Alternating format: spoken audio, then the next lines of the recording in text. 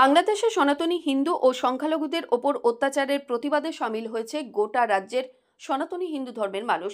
বিভিন্ন জায়গায় প্রতিবাদে সামিল হয়েছেন তারা। প্রতিবাদ মিছিল করছেন হিন্দু ধর্মের মানুষজন। মূলত বাংলাদেশে সনাতনী হিন্দু ও সংখ্যালঘুদের ওপর যে অত্যাচার চলছে তারই প্রতিবাদে এই মিছিল। পাশাপাশি ভারতের জাতীয় পতাকাকেও অবমাননা করা হয়েছে। সেই ঘটনারও প্রতিবাদ জানাচ্ছেন সকলেই।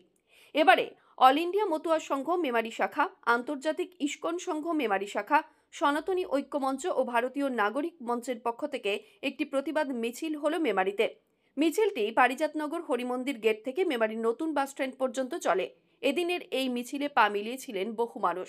ভারতবর্ষের জাতীয় পতাকার অবমাননা এবং বাংলাদেশ সহ সর্বত্র সনাতনী হিন্দু সহ সংখ্যালঘুদের ওপর যে নির্যাতন চলেছে তারই প্রতিবাদে এদিনের এই মিছিল। শুনব কি বলছেন তারা। দাবি বাংলাদেশে অবৈধ ইউনিট সরকার রাষ্ট্রীয় সন্ত্রাসের মাধ্যমে বাংলাদেশের সংখ্যালঘুদের উপরে যে অকথ্য অত্যাচার নামিয়ে এনেছে, সেখানে মা বোনদের উপরে যে অত্যাচার হচ্ছে, হরিমন্দির কালী মন্দির সমস্ত হিন্দুদের ধর্মস্থান ভেঙে গুড়িয়ে দিচ্ছে, তার প্রতিবাদে আমাদের এই মিছিল।